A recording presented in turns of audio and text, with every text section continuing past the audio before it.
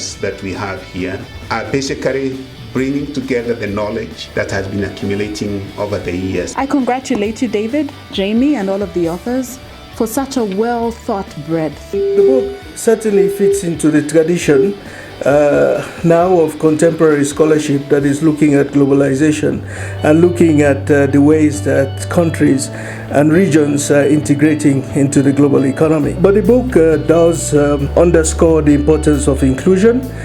Inclusion not only in terms of within national socio-economic structures, but also more broadly that all African countries need to buy into this agreement. When you look at the African context, we do have some larger economies, some regional hegemons, maybe South Africa and Southern Africa, Egypt, Kenya, some of the more developed countries. And the lesson from this is they should be very careful not to push through their maybe better negotiating prowess or expertise for so much of the benefits that other countries feel like they're not getting anything out of the agreement. However, one of the other lessons from this chapter is that you do still need some of these leadership countries to put their expertise into making a good agreement. If you leave it to a very bottom-up approach, it can take too long to develop. Towards the end of the book, we conclude with looking ahead to the phase 2 negotiations and kind of setting some of the foundational analysis onto how to approach things like competition policy and intellectual property in the negotiations. The chapter that I contributed to tries to situate the CFTA achievement in its historical context.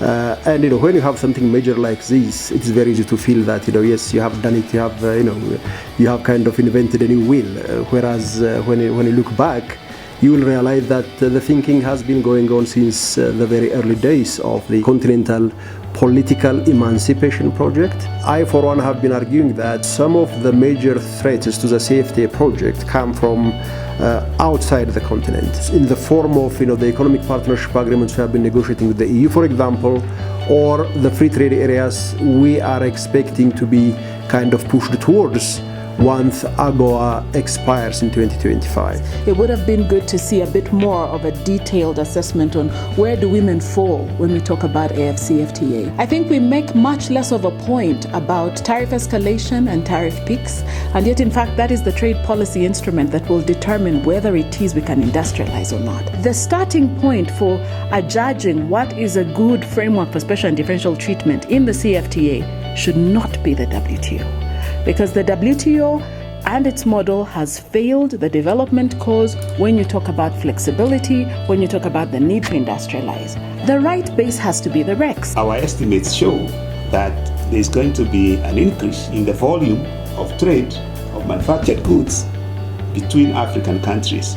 And so the next question you ask yourself, do you have the roads, the rails, the flight connections to be able to move those goods from one country to another? You mentioned, Director, about you need infrastructure to get the trade moving. You need to produce, but you need energy to produce. We also need to address the issue of having quality, reliable, affordable energy to produce the things that we need to sell. So I guess it would be nice to also have these perspectives. Thank you. Nigeria only joined in Niamey. That's when they signed. It would seem as though the African hegemon were more reluctant in taking the front seat of the AfCFTA. Even South Africa, they agonized for a while, for the lack of a better word, before putting pen on paper. What does this suggest? And then institutional failure and the market failure, those three broad failures, what lessons can be drawn so that then the continental free trade area does not fall again into the misfortune of having brilliant ideas but not moving forward. It's interesting to see that it provides some kind of comparative perspective looking to the experiences in the Americas, Asias, and Europe. And I'm just asking myself to what extent also this book captured the experience that is happening within Africa, particularly within the REX. We have a lot of knowledge that resides that we have produced over these years. When we want to look at how we have contributed, we need to go back into the history, look at the knowledge that we've produced, and be able to tell the story. And I encourage you to please go to the repository, repository.uneca.org. There's a lot of knowledge that we have on the Continental Free Trade Area that we can share, that we can speak about and discuss. Thank you.